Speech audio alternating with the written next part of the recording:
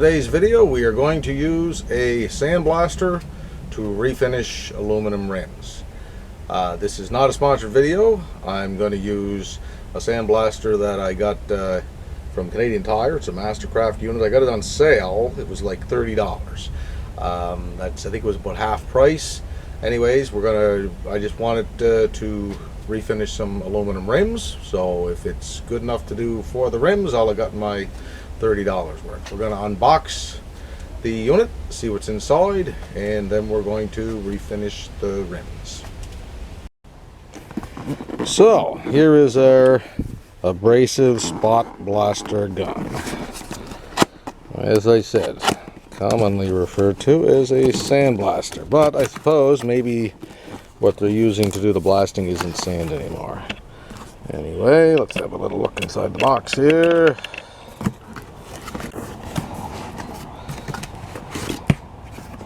There's the gun itself. Put this over. So, here's our handy dandy gun. Looks like a container for the blasting media, as they call it. And this would be the sand or blasting media. Two of those, that's pretty good. And we have the instruction manual. I have read through the instructions for our spot blaster gun, and this is where we are going to connect our air compressor. So this should come off as a lefty-loosey, counterclockwise, as most things do. And there it is. Now, the instructions tell us to use a male coupler. Let's just see here. So it wants us to use, this is a separate little kit I got over here. It wants us to use this style of a coupler. This will go connect to our air compressor. This is the end of the hose for my air compressor. Let's take this unit off. I have a video on how to use an air compressor and connect tools to it. I will put a link to it. Anyway, this hose goes back to my air compressor. So let's take a bit of Teflon tape and put it around our coupler there, or connector I should say. This is the coupler over here to the, this is a great way to do it. You could connect the air compressor like this end right into the gun, like from there if I took this coupler off. So you can do that if you have a hose that goes right to an air compressor. But this method allows for quick and easy connection of your air tools. As I say, I will put a link to my video of how to use an air compressor and connect tools to it. So, here we go. Let's connect that in there. And I'm not sure if I have the proper wrench. It's much smaller than this 17mm, yes. Anyway, I'll tighten this up. Just one moment. So that is a 14mm plug. Now, this does not look like a particularly sturdy tool. This is all plastic and everything. And where we have the Teflon tape on the threads of our male connector, we're not going to get too aggressive with this. Just I'll try it like that. If it turns out that it's leaking, I can always tighten it up a bit more later. I suspect that'll probably be fine. Maybe a little bit more here. So, there, we tighten that up with the 14. Now, so to connect it here to our quick coupler, this style, pull it back, pop it in the connector, release, let's do it again, release, And there you go. So now we can turn our air compressor on. Actually, no. I got to put the blasting material in here.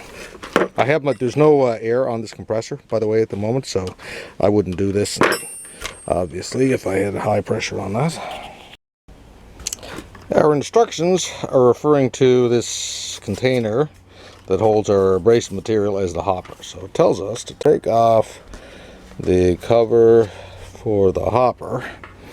And then it says to not exceed 510 milliliters of the material. I actually took this, and it's kind of it's like a very fine sand. Interesting material. And I put this to about 400 milliliters. Just out of curiosity to see how accurate they are about all this. And see if I can fill this thing up. We'll see if it'll actually take our 400. Should be okay. It says don't exceed 510.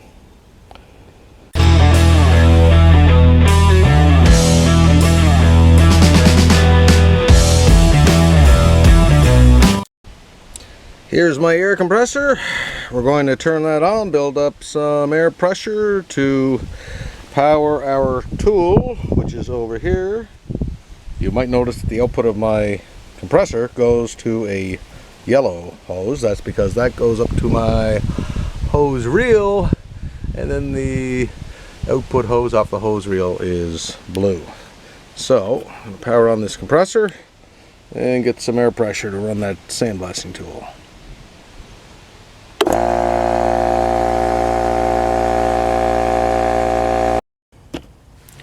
So I got my breathing apparatus ready, safety glasses, and I'm going to use these combined for gloves. Get a better set of gloves than that.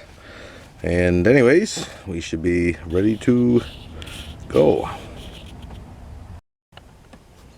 I've got 125 psi on the compressor.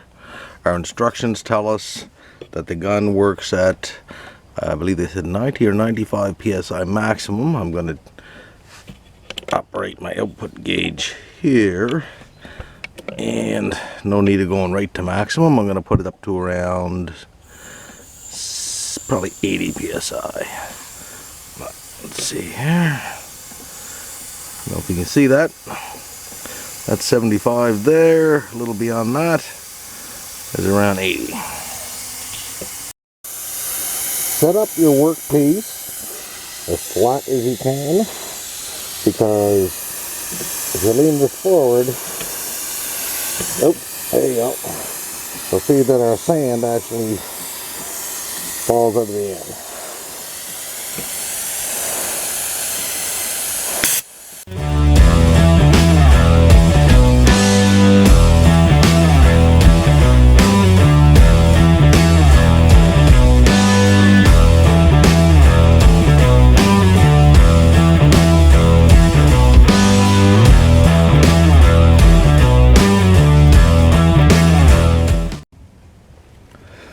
Absolutely do not make the mistake I made and wear a short-sleeved shirt. It's really hot tonight, and I decided to try this. Wear a long-sleeve shirt. I don't know if you can see that crap coming off, all that sand coming off of my arms, and some of it bounced back and stung pretty hard. For a $30 sandblaster, that thing did a pretty good job. I'm hoping this comes out in the video, but it cleared up a lot of crap on those rims. Once you're finished using the tool, turn off the pressure from your air compressor to the tool. You can see this is 0 psi. So now that the air pressure has been turned off the tool, I'm going to pull the trigger just to make sure there's none left, no pressure left on the gun, and we're going to disconnect it.